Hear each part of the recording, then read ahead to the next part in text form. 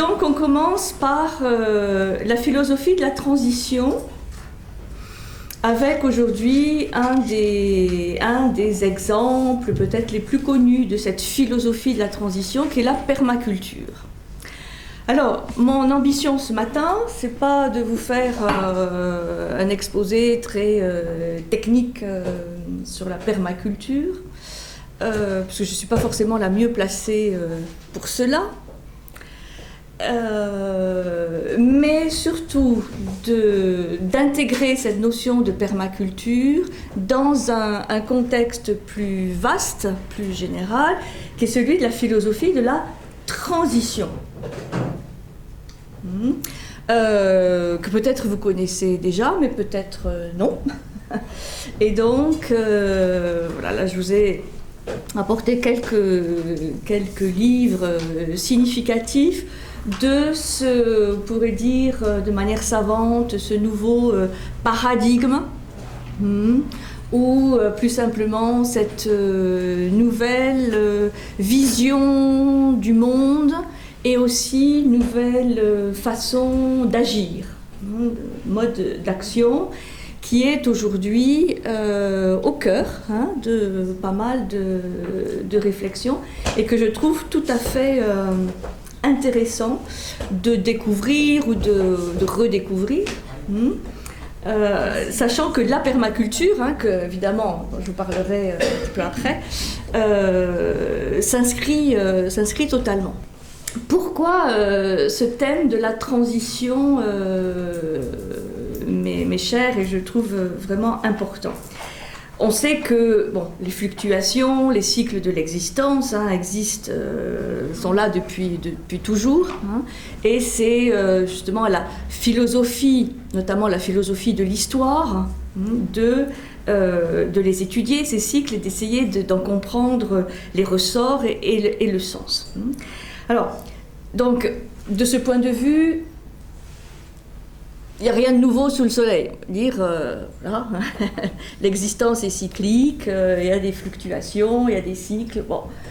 Et donc nous sommes tout naturellement aujourd'hui dans un de ces moments particuliers de l'histoire cyclique. Mais la caractéristique de notre époque, c'est quand même on expérimente des transformations assez radicales. Notamment, par exemple, des innovations technologiques assez accélérées, et dans bien des domaines, une rupture qui semble assez, parfois même brutale, notamment pour ma génération, notre génération, avec une rupture avec des habitudes et des comportements bien ancrés.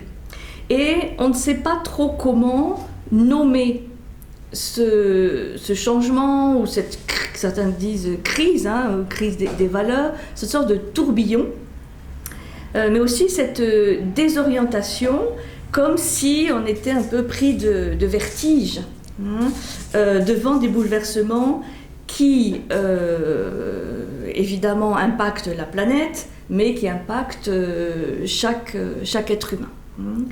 Donc, on en vient parfois à penser qu'il y a seulement l'économie, la finance, la technologie qui impriment leur marque sur nos existences, et d'où une sorte de réduction de notre horizon. Alors, il y a quelques années, on employait beaucoup le terme de post-modernisme. Les sociologues avaient mis en place ce concept de postmodernisme, postmodernité, pour indiquer que justement on était en train de changer de vision du monde, qu'on n'était plus dans la modernité, qui commence, comme vous le savez, comme avec la philosophie moderne au XVIIe siècle, et ensuite avec la révolution industrielle, avec l'invention de la machine à vapeur, tout ce qui nous a amené aujourd'hui. Et ces deux concepts, soit postmodernité, soit postmodernisme, ont eu pas mal de succès. Et maintenant, force est de constater qu'on ne les emploie pratiquement plus.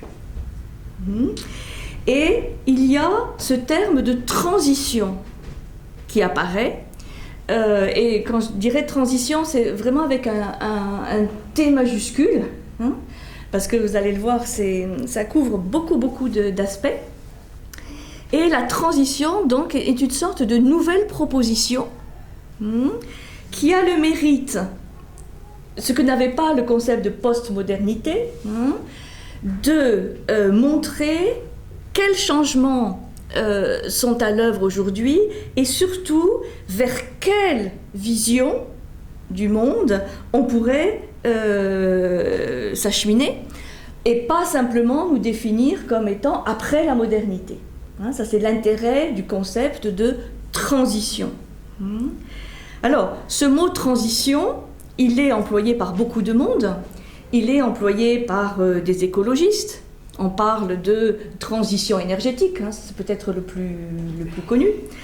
Mais c'est beaucoup plus vaste que ça. On l'a entendu au moment des printemps arabes, dans le sens d'une transition politique, ou d'une transition démocratique.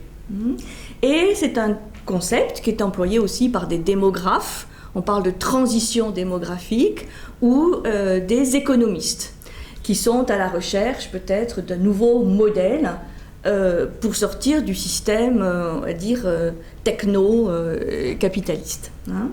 Donc, ce terme de transition, qui est, vous allez voir, recouvre plein de domaines, semble bien capter l'esprit de notre époque. Et quand je dis notre époque, c'est les dernières décennies du XXe siècle, donc quelque chose de récent, qui va se développer à partir des années 1980, 70, 80, 90. Donc on est vraiment en plein dedans, enfin au tout début. Et ce terme a l'intérêt de marquer un passage, une transition, donc un passage, un changement, et signifie surtout que les transformations qui sont à l'œuvre aujourd'hui ont un sens et peuvent être positives. Comme vous le verrez, cette philosophie de la transition, elle est en rien décliniste, elle est en rien apocalyptique ou catastrophiste, elle est au contraire extrêmement encourageante et positive par rapport au futur. Donc c'est plus du tout no future, ou futur, quel futur, non, c'est justement on dit parfois en philosophie, de faire venir le futur au présent et en fonction de ce qu'on aimerait voir advenir, penser, agir différemment. Donc c'est vraiment une alternative, une proposition qui n'est pas simplement agricole par rapport à plein d'initiatives dans ce domaine, mais c'est une proposition politique, sociale, économique, de gouvernance, qui couvre beaucoup de domaines de l'activité humaine. Ce terme de transition a même été choisi par le jury du Festival du mot qui se déroule en France chaque année comme le terme emblématique de l'année 2014. Donc vous voyez, c'est tout récent. 2014, apparemment, ce mot est un des mots les plus employés en France, mais sur toute la planète. Donc, le mot transition signifie qu'on quitte un état pour entrer dans un autre. Ça, c'est évident. Et donc, cet avenir, il est déjà préfiguré. Et pour moi, c'est le grand avantage de cette notion par rapport à celle que j'ai citée de postmodernité, où on sentait peut-être un certain regret ou une certaine nostalgie par rapport à la modernité. Là, non. Avec la transition, il n'y a ni regret, ni nostalgie pour les décennies passées. Ça ne veut pas dire qu'on va faire table rase du passé, mais il s'agit d'entrer vraiment de plein pied, avec enthousiasme, et optimisme et confiance, vers un autre futur, vers une autre manière de gouverner la planète, de gouverner l'école. La transition, c'est aussi dans l'éducation et dans tous les domaines de notre vie. Ils en tiennent compte, nos gouvernants ? Les gouvernants, pour l'instant, ils sont très en retard. De manière générale, ils sont encore dans le modèle de la modernité, on va dire, pour la plupart.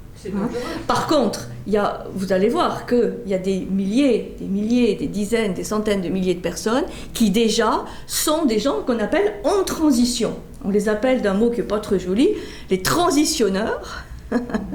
C'est-à-dire des gens qui agissent déjà de manière très concrète, puisque un des intérêts aussi de cette transition, c'est qu'elle se veut pragmatique, locale, concrète, et non pas idéologique, puisque, bon, on sait quand même que les idéologies sont un peu mortes au XXe siècle, vu le nombre de morts qu'elles ont produit.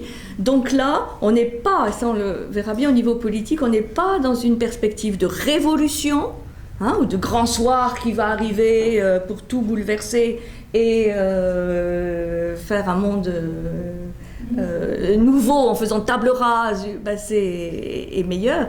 Peut-être pas aujourd'hui, mais pour les générations futures. Pas du tout. Pas du tout. La transition se veut quelque chose de mature, de progressif, et de surtout non violent. Bon, j'y reviendrai. Donc, en latin, transire, transition, ça vient de transire, c'est aller au-delà. C'est-à-dire passer d'un monde connu vers un monde inconnu. Et c'est pour ça qu'il peut y avoir aussi des peurs, des résistances, puisque quelque part il va falloir mourir un certain nombre de schémas ou de comportements pour en adopter d'autres. Mais comme on le verra, qui viennent vraiment de l'intérieur, qui sont proposés par personne de l'extérieur. C'est vraiment pour ça qu'il y a là aussi la notion très intéressante de transition intérieure. Cette transition, elle touche aussi le monde intérieur de chacun. Donc au plus profond de chaque être humain. Donc, on a depuis, on va dire, une petite vingtaine d'années, des individus, mais aussi des groupes, des associations qui se disent en transition et qui mettent en œuvre des actions très concrètes qui préfigurent le monde dont ils rêvent, dont ils pensent qu'il serait intéressant d'aller. C'est une vision ou il y a quelqu'un qui est à la tête de ça? Je vais tout vous expliquer.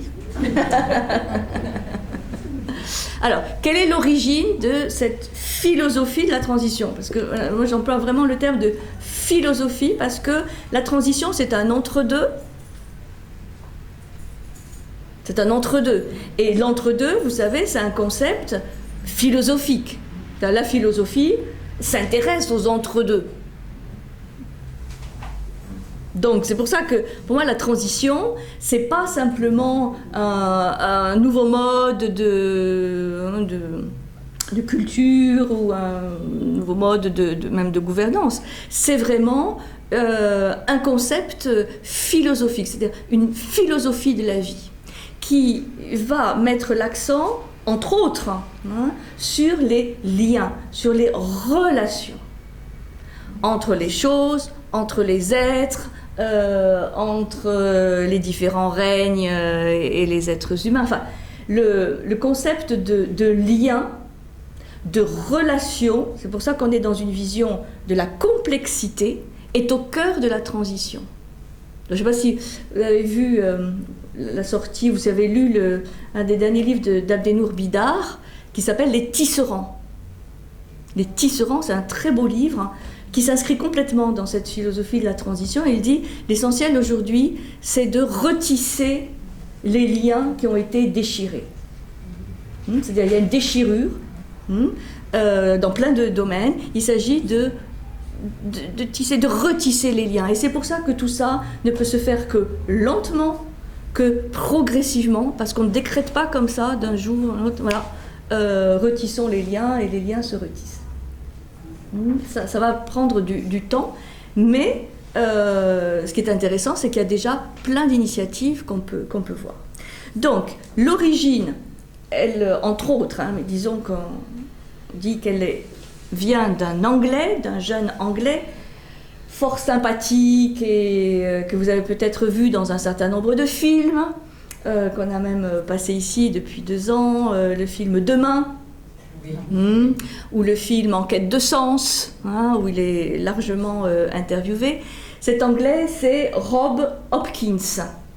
Rob Hopkins, donc je vous ai marqué non, il est l'auteur de voilà, ce livre qui s'appelle Manuel de transition de la dépendance du pétrole à la résilience locale. Manuel de transition de la dépendance au pétrole à la résilience locale, et il est paru en anglais en 2008. Vous voyez, c'est pas très ancien, traduit en français, je crois, en 2010.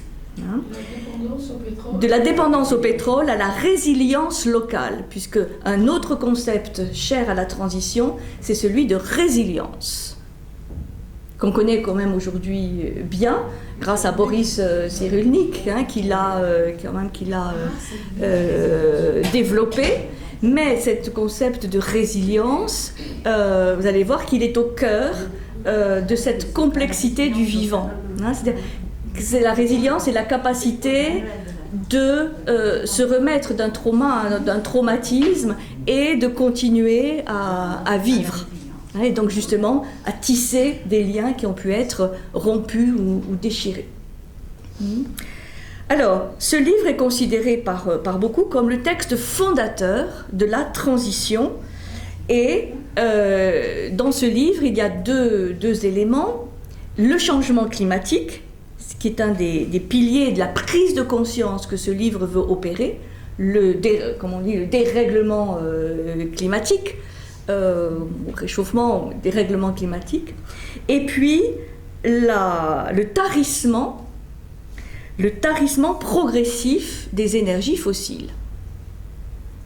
Donc, cette proposition de transition s'appuie sur 2 constats, le dérèglement climatique et le tarissement des énergies fossiles, en mettant en évidence un concept qu'il explique au tout début du livre, qui est la notion de pic pétrolier. Le pic pétrolier, c'est le fait d'avoir déjà consommé autant auxquelles se montent les réserves d'énergie fossile. Le pic pétrolier, c'est une année particulière où ceci a été atteint, c'est-à-dire qu'on a consommé autant de pétrole, hydrocarbures ou de gaz, que les réserves qui sont estimées aujourd'hui le montrent. C'est-à-dire qu'à partir de ce pic pétrolier qui est déjà derrière nous, nous consommons la seconde moitié des réserves. Nous avons déjà consommé plus de la moitié de ces réserves. Le livre, c'est de 74 ? Non, 2008. Ah, 2008. 2008, c'est récent, c'est récent. Tout ça, là, on est au cœur de quelque chose qui est en train de voir le jour. Donc, la question que pose Rob Hopkins, c'est quel impact aurait la fin du pétrole, sans être catastrophique, en disant, oh là là, demain on n'a plus de pétrole, on n'a plus de gaz, mais quel impact aurait cette fin des énergies fossiles sur nos économies? Et donc, les initiatives de transition décrites dans le livre, parce qu'il y a plein d'initiatives qui sont décrites, sont là pour anticiper le possible effondrement du système économique, économico-techno-capitaliste tel qu'il existe aujourd'hui. Ça a à voir avec l'écologie? Bien sûr, complètement. Complètement. Les écologistes sont influencés par... Les écologistes reprennent un certain nombre d'éléments, mais vous allez voir que c'est beaucoup plus large que l'écologie. ou que l'écologie politique qu'on a un petit peu en France. J'ai l'impression, moi, mais je me trompe sans doute, qu'on agit de manière empirique. Est-ce qu'il n'y aurait pas eu, par exemple, une volonté de préservation de la santé des gens par rapport à la pollution due au pétrole, etc. La démarche, elle est empirique, à savoir, on n'en aura plus, on ne pourra plus rien faire, il faut se recycler. La démarche est empirique, elle est empirique et en même temps, elle est intellectuelle, elle est projective, elle essaie d'anticiper qu'est-ce qui que pourraient donner nos économies s'il n'y avait plus ni pétrole ni gaz. Pas pour dire ça va arriver demain, mais déjà de prendre les devants pour imaginer d'autres scénarios. Vous voyez, c'est ça l'idée de la transition.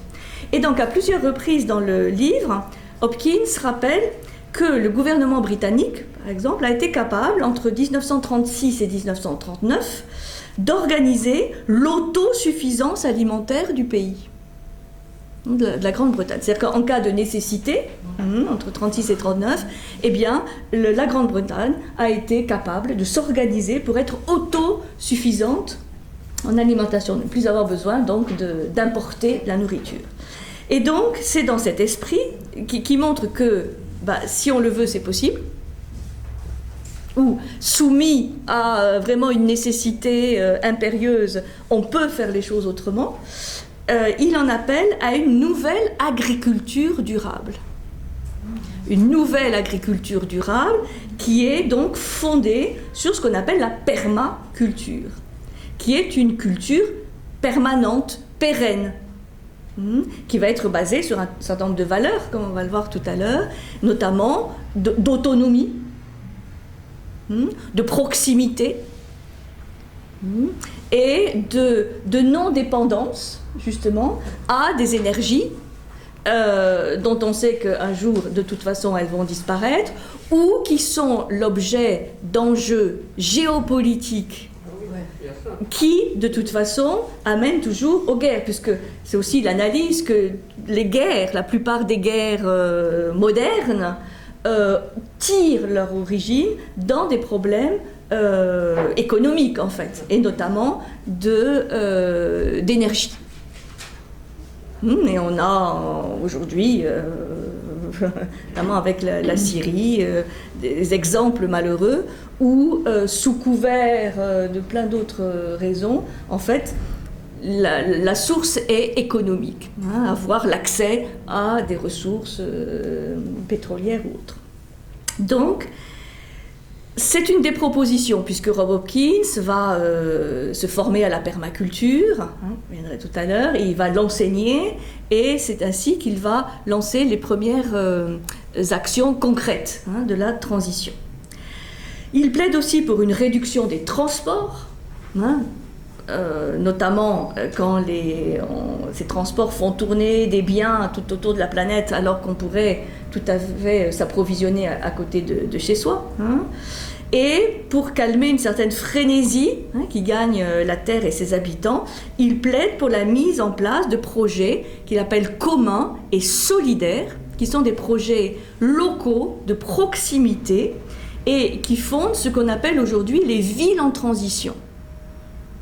Et vous avez sur toute la planète un réseau qui s'est constitué, avec des villes aussi en France, de villes qui s'appellent villes en transition, c'est-à-dire qui encouragent des associations de citoyens, d'autres associations, d'ONG, enfin plein de gens qui font des propositions et qui nourrissent et qui œuvrent pour des projets en général de petite taille, de proximité, c'est-à-dire où les gens se connaissent, et tout ça pour faire des choses concrètes, utiles aux citoyens, et qui peuvent donc préfigurer ce qui pourrait être le futur. Un futur non pas avec des grandes entreprises multinationales, des grands lobbies, des infrastructures extrêmement lourdes, mais plutôt des réseaux, des réseaux d'associations, d'ONG, de citoyens impliqués qui œuvrent pour le bien commun. Il y a du boulot. Mais ce qui est très encourageant, et c'est pour ça que les films dont je parlais sont très encourageants, parce qu'on voit que ce n'est pas simplement un vœu pieux, mais il y a déjà des centaines de milliers de personnes à l'œuvre dans cette perspective. Y compris sur le vieux continent européen, dont on aurait pu penser que c'était là peut-être le plus dur. Bon, on va voir ce que ça donne. Mais, puisqu'on a encore aujourd'hui peut-être la peur de perdre quelque chose que l'on a pour quelque chose que l'on n'a pas. Alors que dans d'autres pays, quand on n'a plus rien à perdre, les mutations sont parfois plus faciles, en tout cas à court terme. Donc, l'idée de Rob Hopkins, c'est que les individus sont souvent conscients des problèmes qui se posent, notamment climatiques. Aujourd'hui, qui n'a pas entendu parler de ça, qu'on soit d'accord, pas d'accord, peu importe, il y a quand même un constat, mais qu'ils ne savent pas comment agir. Et la pire des choses, c'est de se sentir impuissant. Moi, qu'est-ce que je peux faire contre le réchauffement climatique? Qu'est-ce que je peux faire? D'autant plus que, comme il le dit, la pensée dominante ou les systèmes publicitaires nous font bien, quand même, nous font bien, enfin, diffusent bien le message que l'agriculture, notamment par exemple industrielle, est la seule à pouvoir nourrir peut-être les 10 milliards d'habitants que nous serons en 2050, même si le chiffre de 10 n'est pas totalement absolu. Ou sûr, il sera peut-être 9 ou 8, mais enfin, que c'est le seul système qui est capable de nourrir la planète. Ça, vous l'entendez encore beaucoup sur les plateaux de télévision et dans les journaux, cet argument-là. Donc, nous sommes condamnés à l'agriculture industrielle et à continuer avec les pesticides, le glyphosate, tout ça, on entend parler beaucoup aujourd'hui, et qu'une société consumériste est la seule qui apporte quand même le bonheur. Avoir publicité sur nos chaînes de télévision ou publicité pour les voitures, quand même le haut du panier.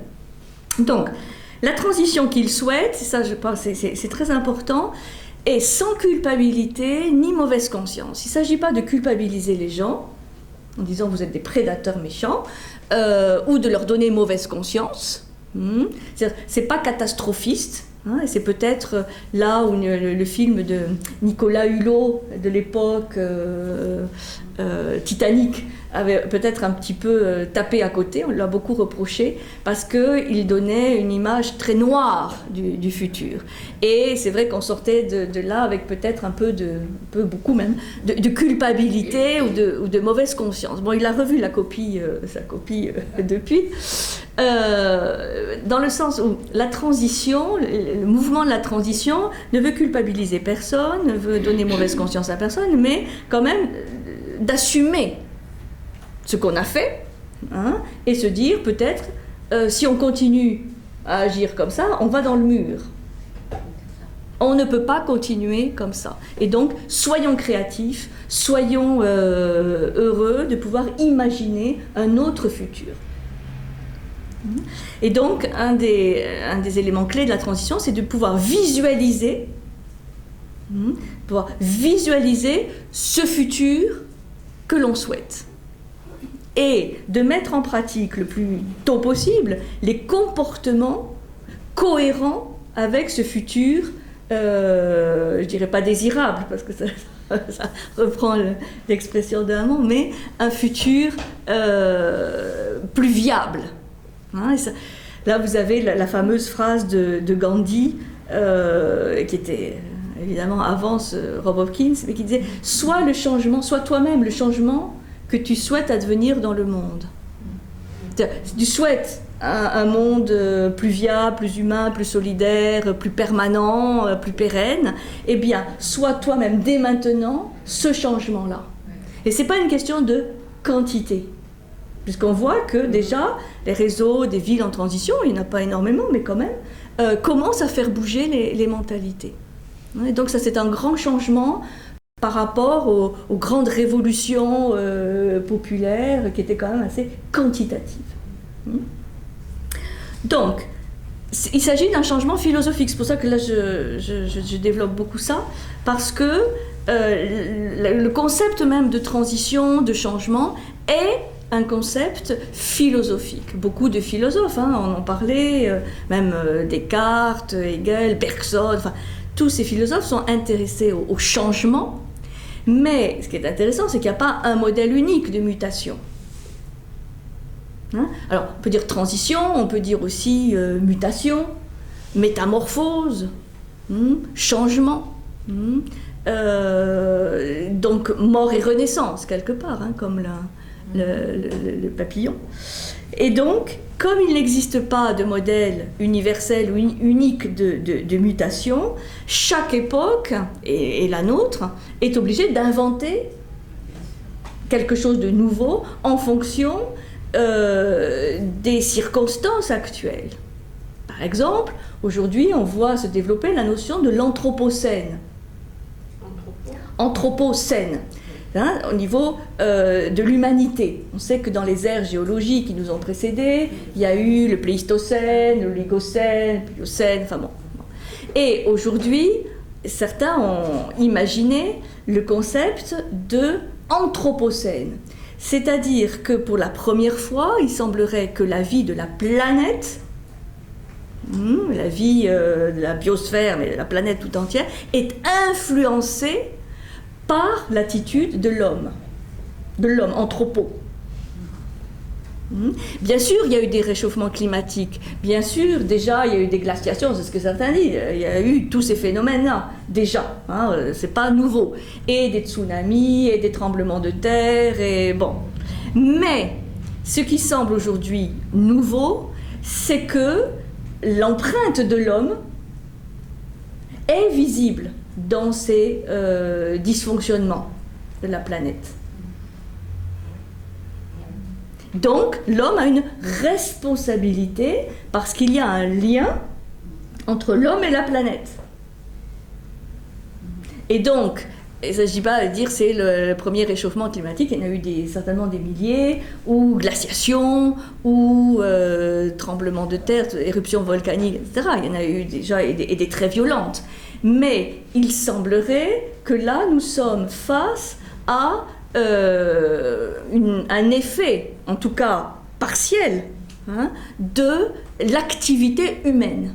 D'où cette nouvelle notion d'anthropocène, c'est-à-dire où là, l'homme, notamment avec les gaz à effet de serre et autres, modifie le fonctionnement de la planète. Et donc, s'il y a une liaison, assumons et revoyons la copie. C'est-à-dire, quels sont les fourvoiements dans lesquels il ne faut plus aller et quels sont les comportements plus vertueux qui pourraient, permettre d'avoir une planète encore viable. Bon, tout ça est très répandu aujourd'hui dans le... Les jeunes surtout.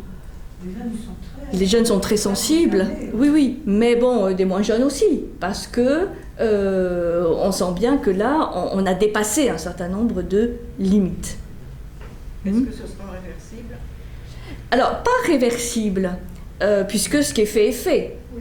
La consommation qu'on a fait du pétrole ou du gaz de schiste, cette frénésie énergétique, elle ne sera pas réversible. Ce qui est consommé. Donc, on ne peut pas revenir en arrière. Par contre, on peut essayer d'infléchir les comportements pour ne pas continuer la prédation.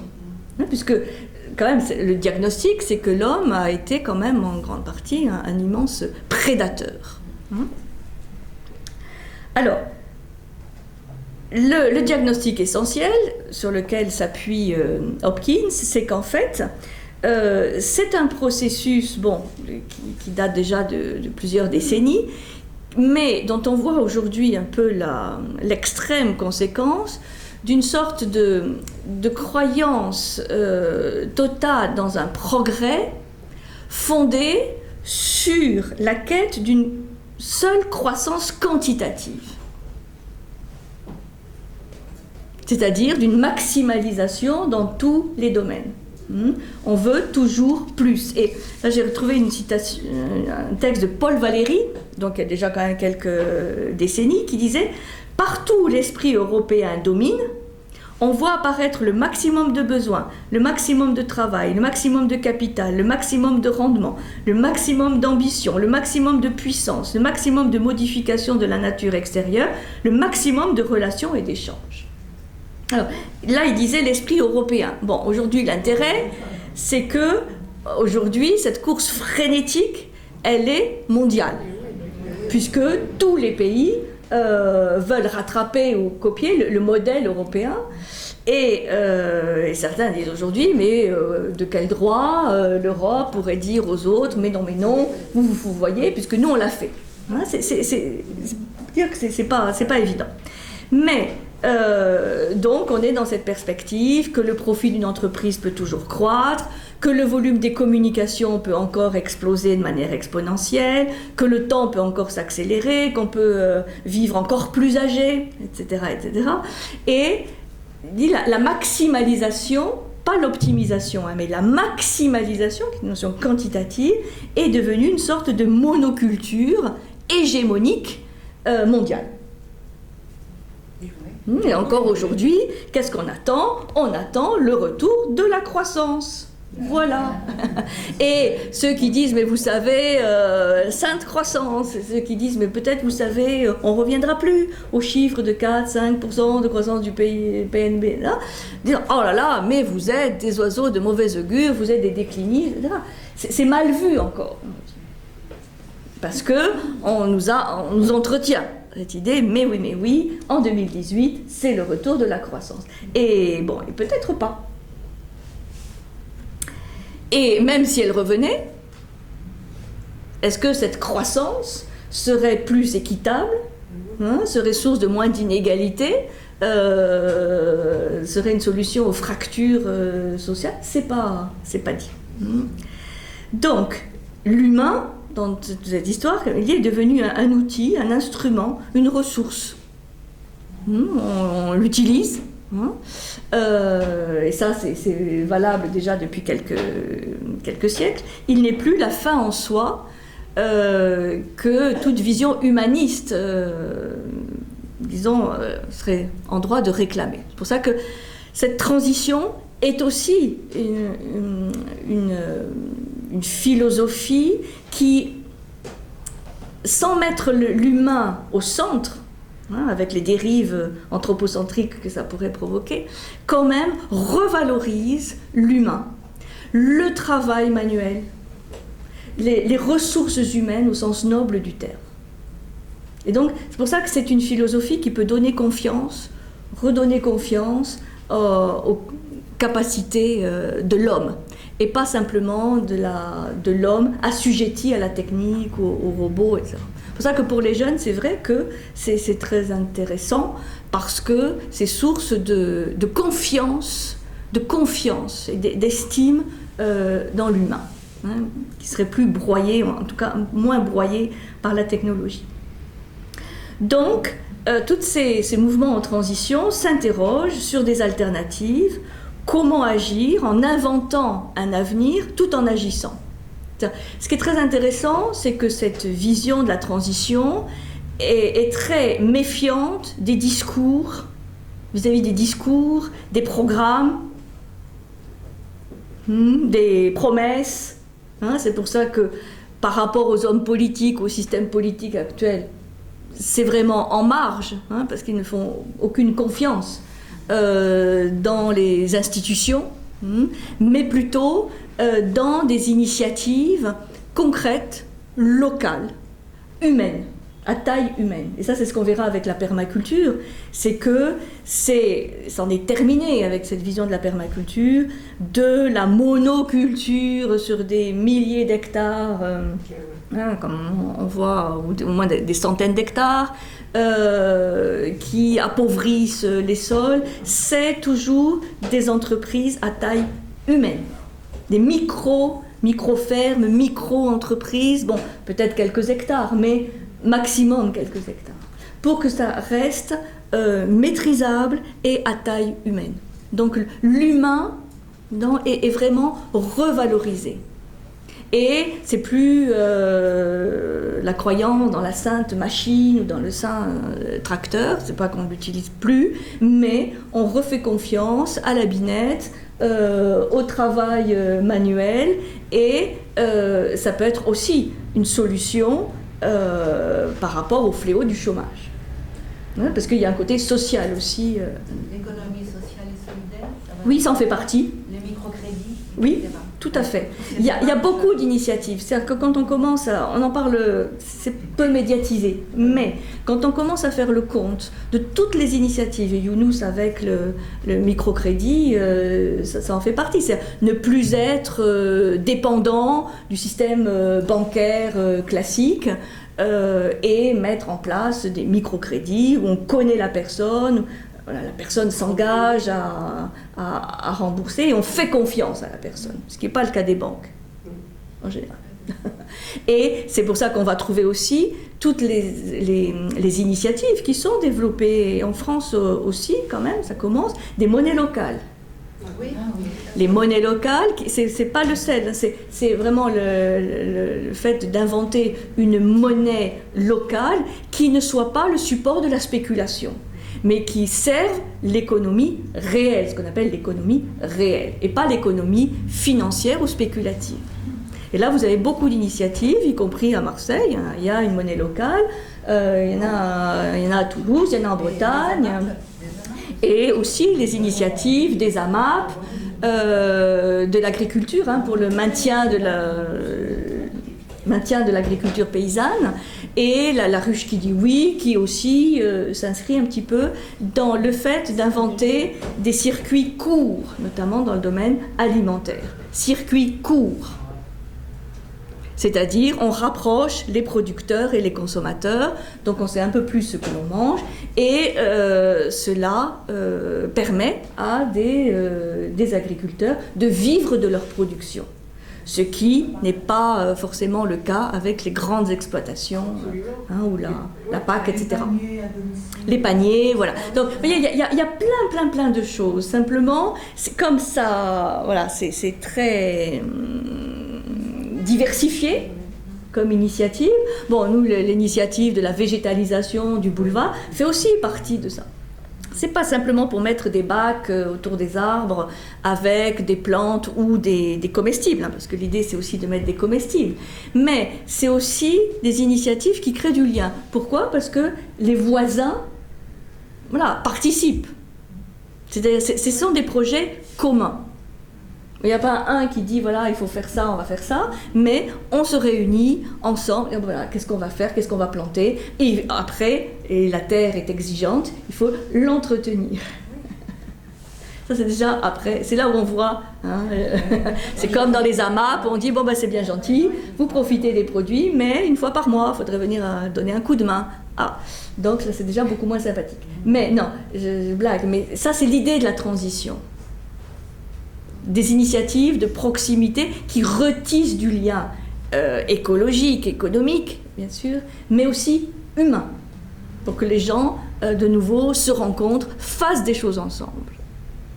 Vous voyez l'idée ? C'est l'avenir et le passé.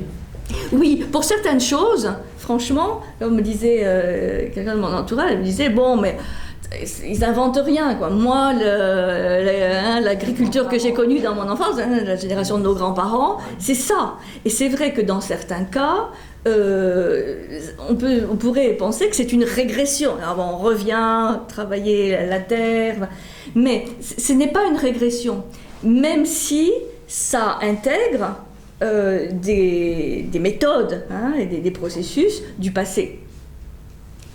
Avant la toute-puissance, par exemple, de l'agriculture industrielle, avec les pesticides qui ne cherchent que du rendement. Oui. Donc on intègre des éléments du passé, mais ce qu'il faut bien voir, c'est que ça ne peut pas être qu'une régression, qu'une nostalgie du passé, mais il faut inventer quelque chose de nouveau. C'est d'inventer quelque chose de nouveau. Donc par exemple, quelques initiatives, on en a parlé, mais qui sont toujours des initiatives, vous voyez, à petite échelle. C'est ça qui est très important. C'est pour ça qu'au niveau politique aussi, c'est intéressant, parce que cette transition démocratique on peut recommencer à y croire dans la mesure où c'est à petite échelle.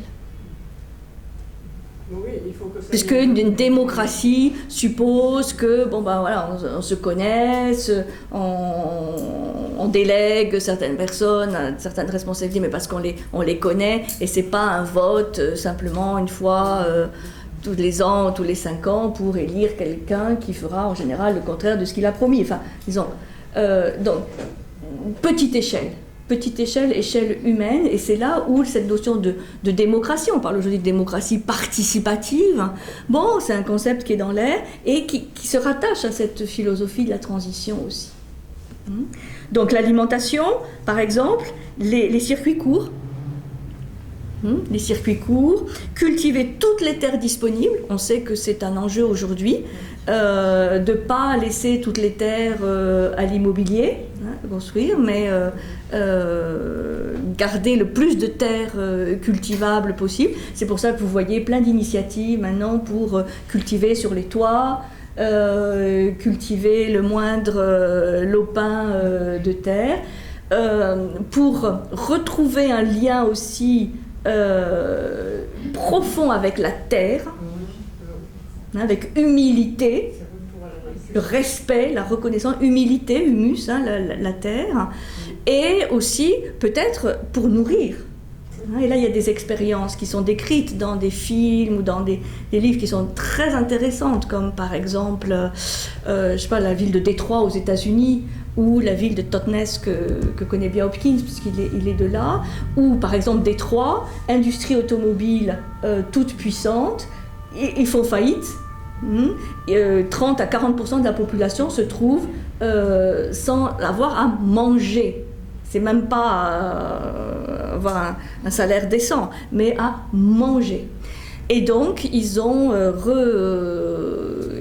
tout à fait transformé les anciennes usines. Ils ont récupéré la terre et ils ont planté. Voilà, ils ont commencé à planter des patates, des radis, des tomates, etc., pour nourrir la population. Bon, nous, on n'en est pas encore là, mais... Et de toute façon, c'est intéressant parce que ça donne un autre rapport à la nourriture, à l'alimentation. Quand on plante, quand on voit pousser, quand on arrose, non seulement les produits sont meilleurs, mais on a un autre rapport de respect, de reconnaissance. Ça donne du sens, plutôt que d'acheter des trucs surgelés supermarché. Donc l'alimentation, c'est le plus simple. Beaucoup d'initiatives en transition par rapport à l'alimentation, parce que c'est quand même quelque chose évidemment de vital, et c'est peut-être le plus simple à mettre en œuvre. Pour l'énergie, faire des projets, par exemple, de coopératives d'énergie renouvelable, et là évidemment, les énergies renouvelables, c'est transition énergétique, est une des clés de la transition. Donc développer tout ce qui peut être solaire, éolien, pas éolienne. Cultiver des salades sous une éolienne, c'est vraiment pas facile. Non, mais c'est vrai. Oui. Il faut être il faut éviter l'utopie. Voilà. Alors la transition, c'est tout sauf une utopie, puisque une des bases de la transition et de la permaculture, parce que tout ce que je vous raconte là de la transition s'applique à la permaculture, c'est basé sur l'observation. Il n'y a pas de théorie. Même si vous avez des bouquins avec les dessins d'un verger permaculturel, il y a une vision. Et après, c'est le terrain qui dicte. C'est l'observation du terrain et des hommes qui sont sur ces terrains qui dictent les choix et les orientations. C'est tout sauf dogmatique. Donc si on constate qu'on ne peut pas cultiver une salade sous une éolienne, on cultive peut-être autre chose que les salades, ou on déplace l'éolienne, j'en sais rien, mais voilà, c'est pragmatique. Et c'est ça que je trouve vraiment intéressant, parce que ça oblige à observer. Et à faire des expériences. Comme on le verra en permaculture, il y a des associations bénéfiques de plantes et puis des associations qui ne marchent pas. Comment le savoir? Parce que ce n'est pas théorique, ça dépend du sol. Le sol est-il acide ou pas? Ça dépend des vents, ça dépend des eaux, ça dépend des régimes, ça dépend de plein de phénomènes. On est dans la complexité. Donc personne ne peut dire, voilà, un terrain, c'est comme ça, 1, 2, 3, non. Il y a un design, on verra, et ensuite, c'est à chacun de le faire, de le mettre en œuvre et de réorienter les choses si ça ne marche pas. Il faut une volonté politique, parce que par exemple dans le Var, il y avait beaucoup de polyculture des agriculteurs qui faisaient le haricot vert, ça pousse comme ça veut là-bas. Mais maintenant, il y a du vin partout. Oui, parce qu'il y a des subventions au vin. Oui, alors, il n'y a pas de volonté politique. Alors, ça dépend de ce qu'on appelle volonté politique. Je vous ai dit, les organismes de transition ne font aucune confiance aux institutions politiques, et notamment à la PAC européenne, etc. Donc, ça dépend des initiatives des citoyens. Il y a un mot-clé dans la transition, la permaculture, c'est le terme de citoyen. Si des citoyens se regroupent et disent, bon voilà, nous on a un projet pour peut-être pas faire de la monoculture viticole, mais refaire des haricots, des courges, etc. Bon, faisons-le.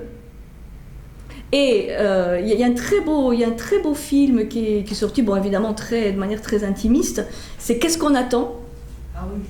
La vue, c'est magnifique, ça se passe en Alsace, un petit village, Ungersheim, qui a pris l'initiative.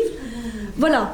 Et pourquoi ça s'est fait, ce projet, et c'est en train de réussir, c'est absolument magnifique. Je vous invite à le voir. Qu'est-ce qu'on attend? Bon, effectivement, qu'est-ce qu'on attend?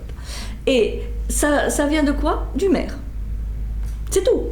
C'est le maire qui était, lui, complètement motivé et qui a fait changer d'abord le mode d'alimentation dans les écoles. Et au début, franchement, les élèves, les parents d'élèves étaient tous contre, parce que ça changeait les habitudes, parce qu'il fallait plus de monde pour faire la cuisine. Enfin, c'est pas sans résistance, sans critique, mais il a tenu bon.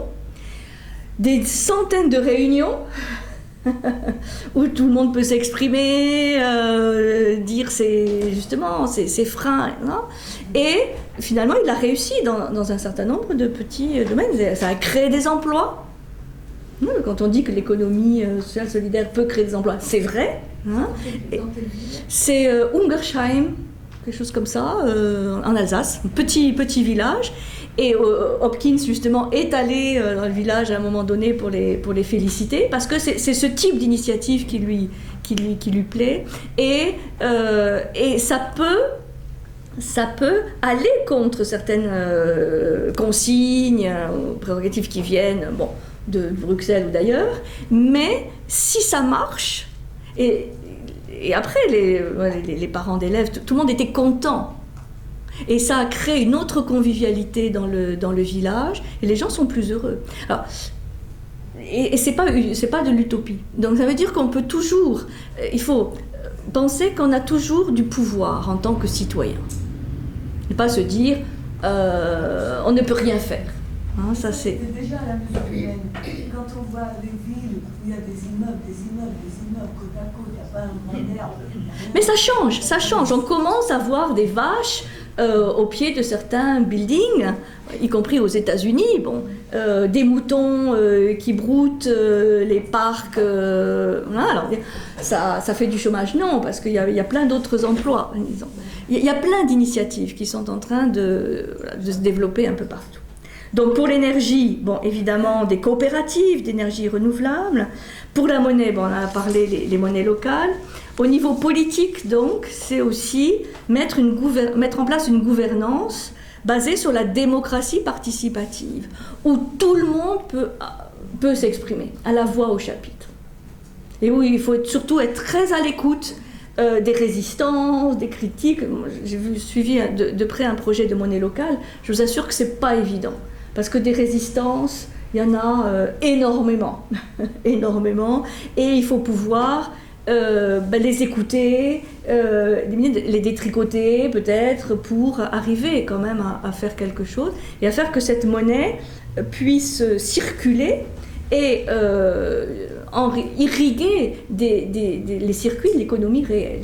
C'est-à-dire faire locaux. Et la monnaie, elle est de toute façon, c'est un tout petit territoire. C'est ça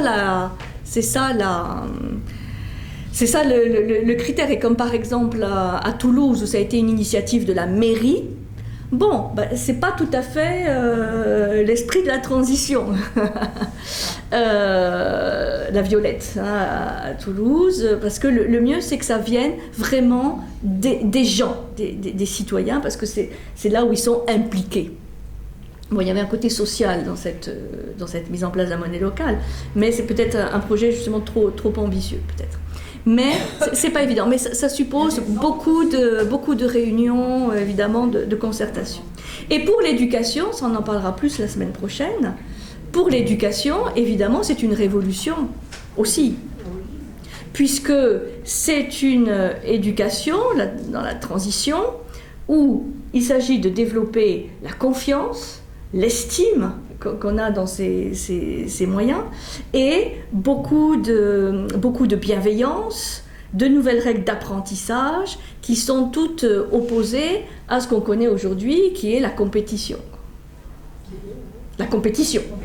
Dès le plus jeune âge, voilà, on formate les bambins à la compétition, et là c'est anti-transition. Donc, grâce aux neurosciences aujourd'hui, ça c'est ce qu'on verra la semaine prochaine, on sait qu'il y a d'autres moyens d'éduquer. Mais il le faut. Il le faut, oui, c'est sûr. Donc, comme le dit Hopkins, je le cite, notre civilisation est très douée pour imaginer sa propre chute, notamment à travers d'innombrables récits et films qui décrivent la fin du monde. Apocalypse. Mais où sont les récits qui racontent notre incroyable créativité et notre mobilisation pour résoudre le problème? Parvient-on à se représenter un monde pauvre en carbone? C'est cela la transition. Donc ça veut dire que ça fait appel à toutes les capacités de visualisation, d'imagination, de créativité qui sont immenses. Ça c'est ce qu'on voit aussi dans cette éducation prônée par la transition, plutôt que de faire rentrer l'enfant ou l'adulte dans un cadre bien formaté, on essaie de développer tout ce qui peut être créativité, imagination et donc confiance. Parce qu'à partir du moment où on arrive à incarner quelque chose, un projet, même s'il est petit, ça donne confiance. Ça donne confiance, individuellement et collectivement. Je peux faire confiance à mon voisin, je peux faire des choses avec lui, et c'est gratifiant, c'est valorisant. Et après, évidemment, ça s'entretient. Oui, mais le monde politique actuel se défend contre ça. Bien sûr, bien sûr. Parce que ça serait sa mort. Il y a un autre gars ici. On appartient à une société pour de boulevard Urbain Sud. Oui. Mais il faut tenir bon. En France, l'intérêt qu'on a, c'est qu'il y a énormément, je crois qu'on est le pays où il y a le plus d'associations. Donc il faut profiter de ce riche réseau d'associations pour faire entendre sa voix. Et de toute façon, vous voyez, la désaffection vis-à-vis du politique, les taux d'abstention des élections montrent bien qu'il y a défiance vis-à-vis du politique. Eux-mêmes n'y croient pas, oui. De plus de 60 ans, ils n'y croient pas. Ça. Ouais. Ce que je trouve intéressant, puis je vous explique ça, puis on fera la pause, et puis bon, toute la deuxième partie, ça sera évidemment la permaculture. Mais je trouve ça intéressant par rapport à l'énergie. Puisqu'on a vu que les énergies renouvelables sont au cœur de la transition. La transition comprend toute une philosophie de l'énergie, dans le sens où il explique bien, Hopkins et puis bien d'autres, qu'on a un rapport bizarre avec l'énergie, dans le sens où c'est comme si on ne voulait pas voir ce que nous sommes en train de consommer. Il donne l'exemple des hydrocarbures. Il dit, bon ben voilà, on a consommé plus de la moitié de ce qui se fait depuis 150 millions d'années. Puisque le pétrole, hein, c'est le fruit de la décomposition des végétaux du Jurassique. C'est-à-dire en quelque sorte, était un prédateur, mais frénétique de cette ressource de la nature, qui est une sorte de miracle de la nature. Et la frénésie, par exemple, américaine, avec l'extraction des gaz de schiste, c'est phénoménal. Je conseille un film, Gazland, qui montre l'extraction des gaz de schiste aux États-Unis, mais ça fait froid dans le dos. Hein, où on voit l'eau du robinet qui s'enflamme, enfin c'est terrifiant, quoi. S'il n'y avait pas justement, on sait, d'autres propositions, une alternative, mais c'est vraiment terrifiant. Et il dit avec le nucléaire, c'est pareil. Le nucléaire, les effets dévastateurs du nucléaire ne sont pas visibles. Enfin, ça commence à changer, mais la contamination des eaux, de l'air, on ne la voit pas. Dans beaucoup d'endroits, beaucoup de gens préfèrent d'avoir un incinérateur qu'une décharge à ciel ouvert. Hein, là, on connaît bien le problème. Parce qu'on dit c'est une énergie propre. Et on finit par être convaincu que le nucléaire est une énergie propre. Parce qu'on n'en voit pas. On ne sent pas la contamination. Bon, ça commence à changer petit à petit, mais c'est terrible. Les déchets, on les enfouit, hein, surtout on ne veut plus les voir. Oui. Personne ne se demande où ils sont. Là aussi, on vit sur une bombe. Donc, on a un rapport à l'énergie qui n'est pas assumé. Et le rôle de la transition, c'est justement de sortir l'implicite, de sortir le caché et de le montrer au grand jour. Ben voilà, les déchets nucléaires, voilà ce qu'il en est. Les hydrocarbures, voilà ce qu'il en est. Les gaz de schiste, voilà ce qu'il en est. C'est pour, en toute conscience, savoir ce que l'on a fait et ce que l'on continue de faire. Et je crois que c'est important pour ne pas laisser justement seulement à quelques groupes d'écologie qui sont souvent très politisés, le seul rôle de dénoncer les trains avec les déchets nucléaires, ce genre de choses. Il y a une mobilisation citoyenne là qu'il faudrait faire. On nous cache beaucoup de choses, mais il y a beaucoup de choses qui sortent quand même. Maintenant, vous avez beaucoup de documentaires. Non, vous avez, même sur les chaînes publiques, sur France 5, sur Arte, vous avez quand même beaucoup de documentaires sur le nucléaire. On sait beaucoup plus de choses qu'il y a quelques dizaines d'années. Hein. Donc, on peut de moins en moins dire « Ah, mais je ne savais pas ». Est-ce que c'est sûr qu'on sache? Parce que pour comprendre le nucléaire, je suis un des rares ici à avoir travaillé 2 ans dans une centrale nucléaire. C'est plein de sécurité, il y a une compétence, une connaissance que nous n'avons, que les gens n'ont pas, quoi. Oui, mais il n'empêche que moi, ce qui me touche le plus dans le nucléaire, c'est quand même le problème des déchets. Bah oui, mais... Le déchet du charbon, finalement, avec... Ah, mais c'est pas pour dire il faut revenir au charbon, hein, on sait qu'on a... Mais...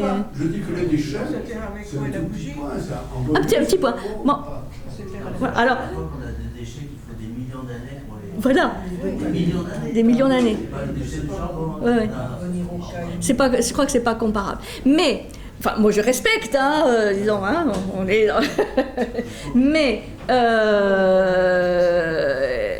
effectivement, il y a des choses nouvelles par rapport à la durée de nos déchets et cette frénésie dans laquelle on est de consommer. Bon, même à Paris, quand on fait la circulation alternée, bon, bah, vous avez des gens qui râlent, etc., parce qu'on s'est habitué. Je voudrais intervenir sur l'énergie, parce que tu as signalé là, le problème qu'on avait consommé, tout ce qui s'était accumulé dans le sol. Mais la moitié. Ou la moitié. La moitié. Mais moi, ça ne me semble pas un problème, l'énergie. Quand on regarde ce que le soleil envoie chaque jour, et notre capacité avec les cellules photovoltaïques, il n'y a aucun problème pour l'énergie. on en reçoit beaucoup plus chaque jour Oui, bien sûr. que ce qu'on en consommera dans 50 ans. Bien sûr, mais... La cellule photoélectrique me semble un sujet. Mais pourquoi est-ce qu'on a imaginé la cellule photovoltaïque ou photoélectrique? C'est parce qu'on a anticipé la fin du pétrole et du gaz. Si on avait eu... non, je n'ai pas de rapport. Si, il y a un rapport, mais... Il y a eu un lobby. Ah bah bien sûr, il y a des lobbies, oui, oui. Mais alors, pourquoi ne pas anticiper, justement, à 20, 30, 50 ans, le fait de développer ces énergies renouvelables? On sait que le soleil, on peut faire avec le solaire, avec l'éolien, avec d'autres... Pourquoi ne pas investir davantage dans la recherche et dans la production? C'est en train de se faire, mais de très... Oui. Une fois qu'ils sont finis, parce que on ne sait plus quoi en faire. Vous allez à Calais, hein, et il y a, comme là-bas, Calais, il y a tous les défauts, hein, on en va dans le nord, c'est très bien. Il y a des champs entiers de résidus de panneaux solaires. Mais, oui. Jusqu'à l'horizon. Hein. Bon, alors est-ce que c'est... Voilà, c'est ça. C'est-à-dire, là, c'est un très bon exemple où on profite de ces exemples pour pas mettre une croix sur le solaire, mais dire, bon, il faut maintenant investir de l'argent dans la recherche pour savoir comment on recycle les panneaux solaires, comment on recycle nos fameux téléphones portables qui sont une pollution épouvantable. Et pour l'instant, on est bien content que les Indiens et tout ça... mais c'est monstrueux. Alors là, maintenant, quand même, il y a des reportages qui vous montrent les esclaves de notre époque et qui ruinent leur vie, qui meurent à 30 ans parce qu'ils recyclent nos téléphones portables. C'est ce genre de choses où on me dit non, on ne peut pas continuer comme ça. C'est inhumain. C'est inhumain. Donc, on ne peut pas les recycler. Bon, voilà, essayons. Il y a sûrement, si on arrive à les produire, il y a sûrement une manière de les détruire. Enfin, voilà. Et si on se rend compte qu'on ne peut pas les recycler ou que c'est là aussi des millions d'années, bon, il y a peut-être d'autres technologies. C'est-à-dire, on est très créatif. Simplement, il s'agit de réorienter la créativité et les technologies pour quelque chose qui soit différent. Bon, on va faire la pause parce qu'il est déjà très tard. Et puis donc, permaculture, je vous explique qu'est-ce que c'est que la permaculture. Alors, un dernier exemple, un dernier exemple de cette lame de fond, de cette mentalité de la transition, c'est tous les ateliers fais-le toi-même. Vous avez peut-être entendu parler du DIY, do it yourself. Voilà, c'est en anglais, mais bon. Parlons français. Fais-le toi-même. Voilà. C'est-à-dire échange de savoir, revenir à des choses très concrètes, de recyclage. Donc vous avez aujourd'hui des gens qui louent des hangars, d'entrepôts où chacun peut venir réparer des choses cassées plutôt que de jeter et de racheter. Et c'est surtout un échange de savoir. C'est, là encore, un lien humain où chacun peut faire profiter l'autre de quelque chose qu'il connaît.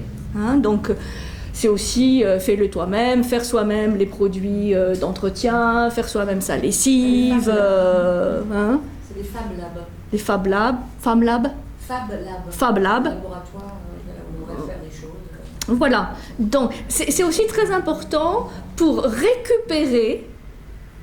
Je trouve ça intéressant par le fait de récupérer la maîtrise de quelque chose. Vous allez dans un supermarché, vous imaginez que vous avez des lessives différentes. En fait, c'est tout le même multinational, Procter & Gamble ou d'autres. Bon, alors, donc, et vous subissez.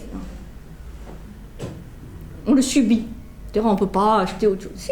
Mais c'est tellement plus facile qu'on subit. Oui, mais on peut se libérer de cela. C'est pour ça que je disais, souvent les multinationales, on les imagine comme des mastodontes contre lesquels on ne peut rien faire.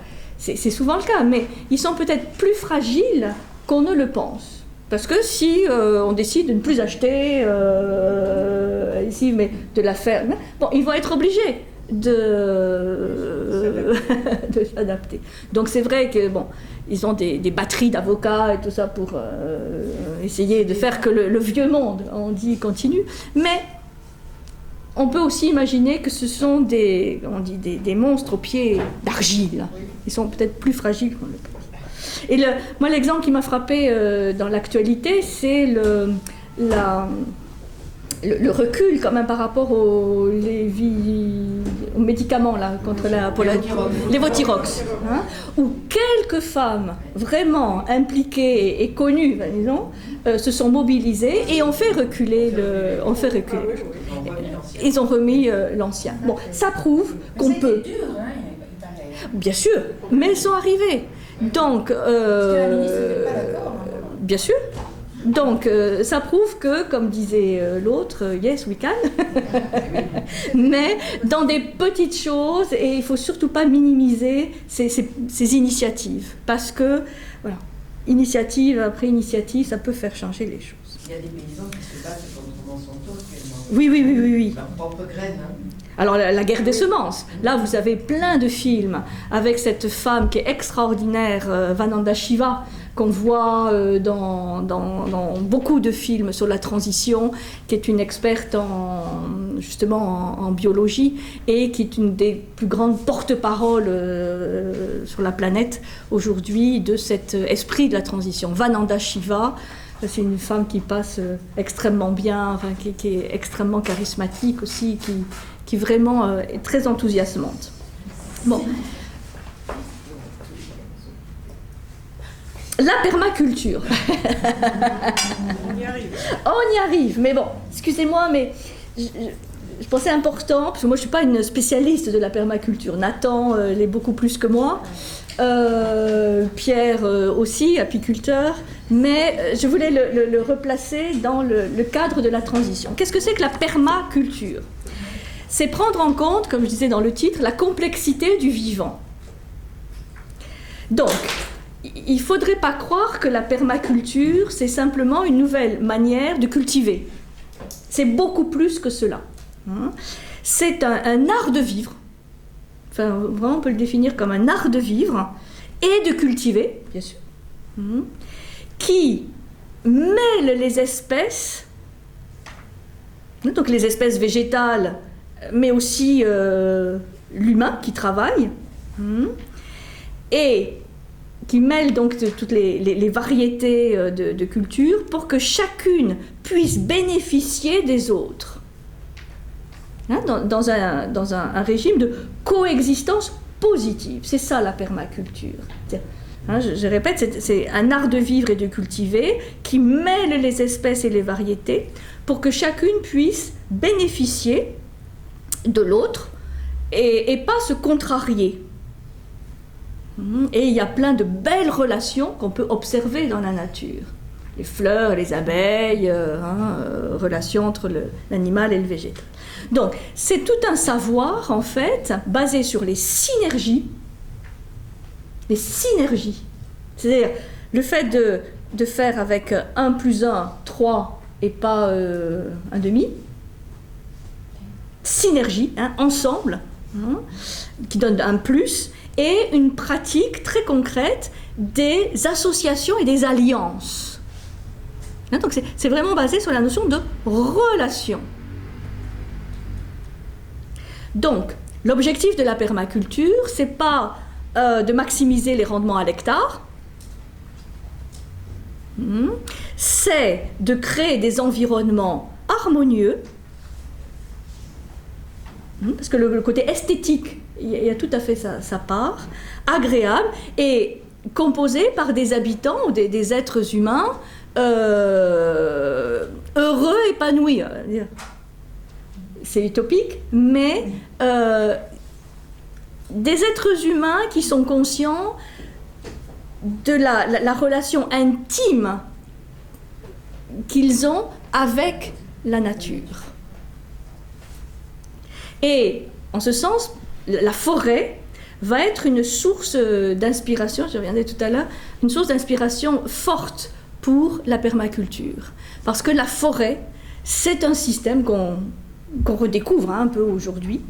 C'est un système complexe, intelligent, avec plusieurs strates, où il y a sans arrêt des échanges, mais d'une richesse exceptionnel entre la canopée, ce qu'on appelle la canopée, hein, c'est-à-dire le sommet des arbres, et puis ce qui se passe sous terre. Hein. Donc dans les dessins, parce que vous avez beaucoup de dessins dans les ouvrages de permaculture, vous n'avez jamais, par exemple, le dessin d'un arbre dans ce qu'il a de visible, mais toujours avec le sol, les racines et tout ce qui se passe sous terre, avec des millions d'insectes, d'êtres animés qui font un boulot exceptionnel.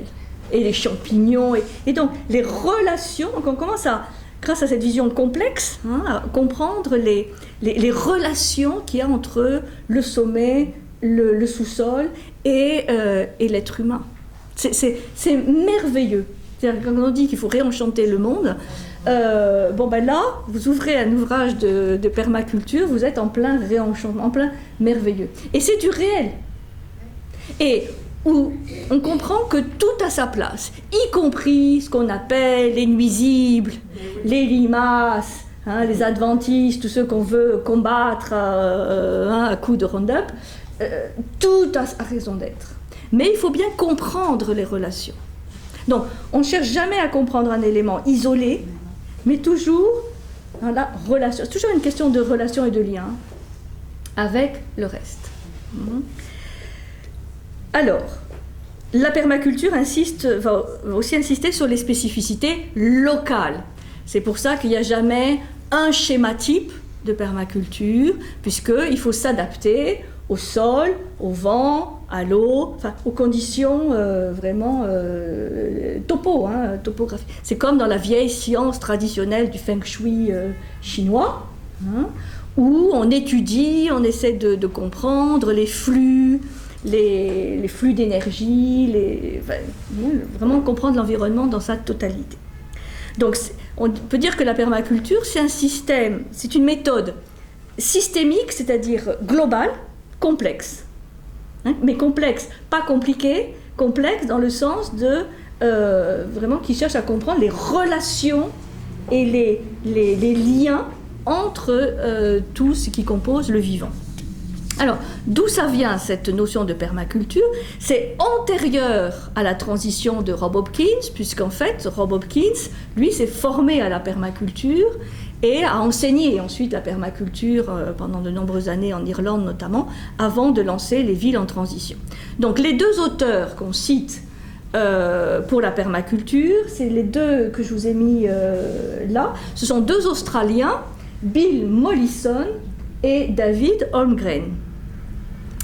Bill Mollison, il est biologiste, hein, et David Holmgren était essayiste, et ils ont, en 1978, vous voyez, c'est antérieur à Hopkins, écrit la Bible de la permaculture, ce qu'on appelle la Permaculture One, c'est-à-dire le traité fondateur de la permaculture. Et le terme permaculture signifiait initialement agriculture permanente. Hein, permaculture, agriculture permanente. Et ça s'est transformé peu à peu dans une culture de la permanence. Chercher des choses qui ne soient pas éphémères, mais qui soient pérennes. Et ça, c'est très intéressant, la philosophie de la transition, c'est-à-dire on cherche à apporter des fondements de choses durables. Et elles seront durables parce qu'elles seront harmonieuses. On n'est pas dans l'obsolescence On programmée. on tourne le dos à l'obsolescence programmée et à cette course en avant, cette frénésie à la nouveauté. Et que c'est vrai qu'aujourd'hui, on est matraqué par la publicité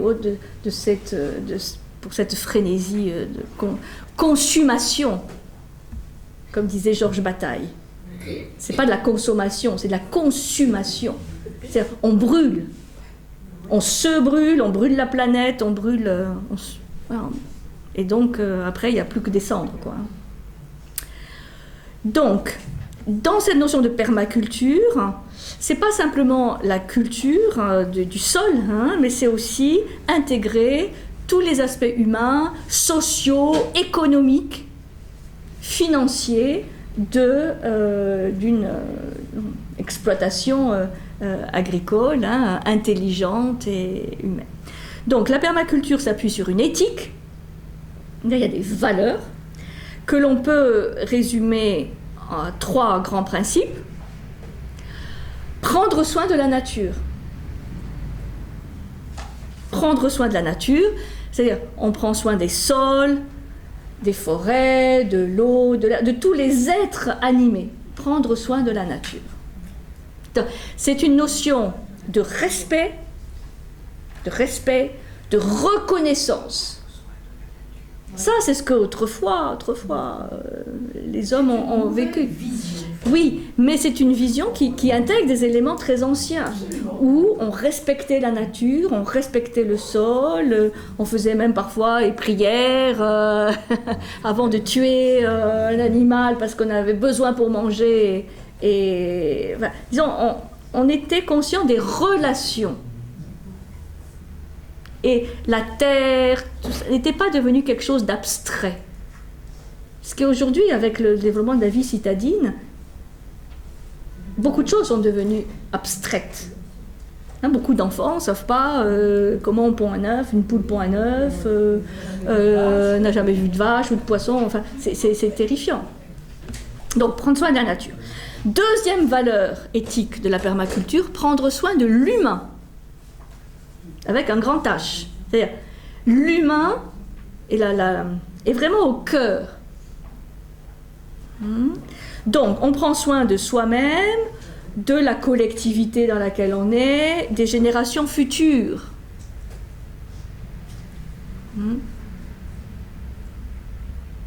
Prendre soin de l'humain. L'humain est au cœur.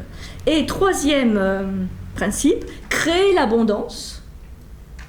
C'est pas du tout une vision de pénurie ou de se restreindre, de revenir à la bougie ou manger que des pois chiches, hein, même s'ils sont très bons.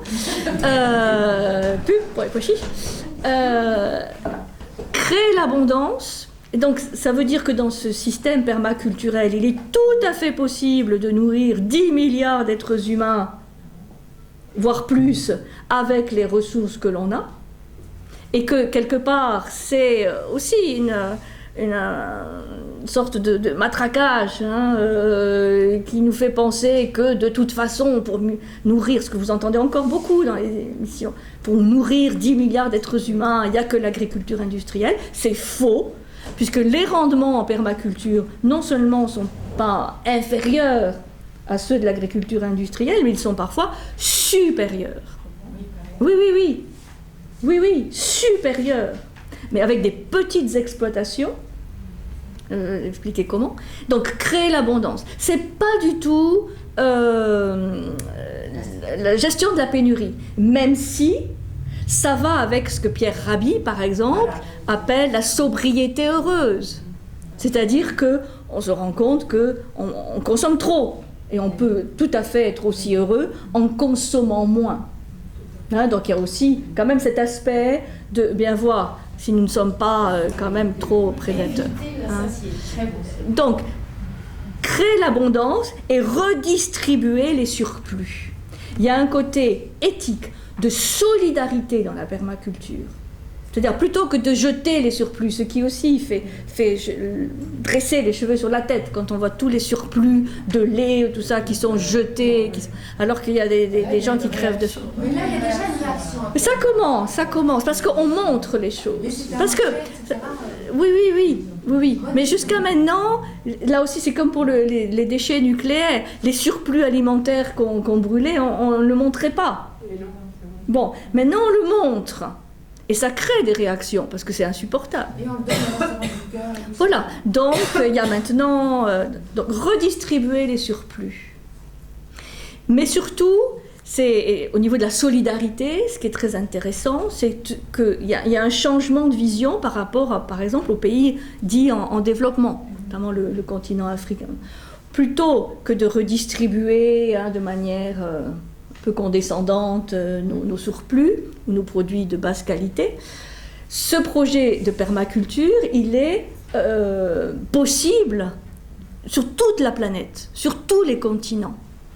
Rami est allé en Afrique. Hein, Ah bah il vient d'Algérie, lui, oui, bien non, sûr. mais pour l'enseigner. Oui, c'est possible de manière universelle, mais adapté à chaque sol. Donc, ça peut aussi combattre la désertification, enfin un certain nombre de choses. Donc c'est ça les 3 grands principes éthiques. Prendre soin de la nature, prendre soin de l'humain et créer l'abondance et redistribuer de manière solidaire les surplus. Donc, les maîtres mots de la permaculture, c'est autonomie. Donc, c'est des petites exploitations, 1,5 hectare, 1 hectare, quelques hectares maximum. Autonomie, interaction, durabilité. Un mot très important que j'ai évoqué tout à l'heure, résilience. C'est-à-dire un système de culture qui puisse non seulement résister au dysfonctionnement climatique, mais utiliser parfois l'énergie des dérèglements pour aller de l'avant. Résilience, c'est-à-dire on se réorganise, on se renforce. Donc plutôt que d'appauvrir les sols, on dit on agrade les sols. C'est le contraire de dégrader. Il y a une volonté d'aggrader. On améliore les sols et en même temps on améliore l'humain. Donc dans une exploitation de permaculture, il n'y a pas d'exploitation des hommes. On est très conscient en fait que chacun puisse trouver sa place, s'épanouir et évoluer en même temps que la terre qu'il travaille.